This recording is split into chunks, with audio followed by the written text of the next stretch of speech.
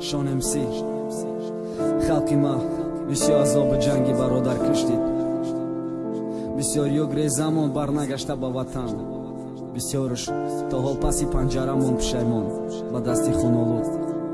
نکی بسته جنگ عذاب داری وطن، نفسی آزاد کشم وطنم.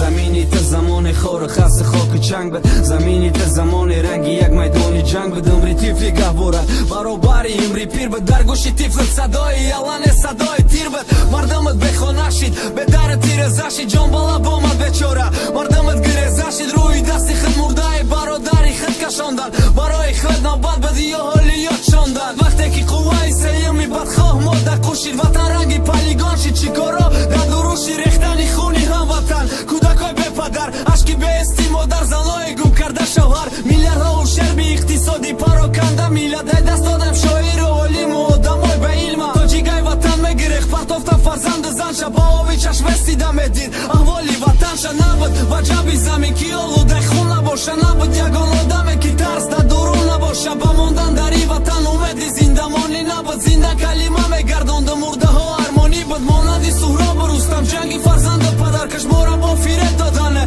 دی جنگ کدن خوش با محل چیگی مورا تقسیم کدن، قاتل کدن بندید کدن، کلابی و خرغنی و پامیری و غرمی کدن. وطن مانندی درختی خزان بود، برای شکفتنش اومد باوریم نبود. درخت کی رشه یو زمینی شورده دوید کرمی درونی خودش خوردش میغلطید قریب. نکی 16 نویبر سالی 92 برشه تشنه ای درخت رسید آب رئیسی شورای اولی دل سوخته بری خلقش تهدیدی کشتن شنیده. نکی نترسیده مرگش مردم از سرجام میکد، ای سر دعوت میکد بیا تاجیک وطن خانه تی گفته حرف میزد. چی قدر قین خطرناک بده او رفت افغانستان بحری جمعی تاجیکایی دوره تاجیکستان زخم بردار زیر سیلا بد. نکی نگشت ای رهش آباد کرد ای وطن دستی دعا در حقش امروز موت قدمی آزاد بزنیم شب و روز. کسی با اویله کسی با نقص دیده کسی با دوست الویدا صدای تیر سلام صدای خنده تیفراهی نب تونل شانه هایی بلند لیفت آبادی باغ گلزار مردمی صاحب کار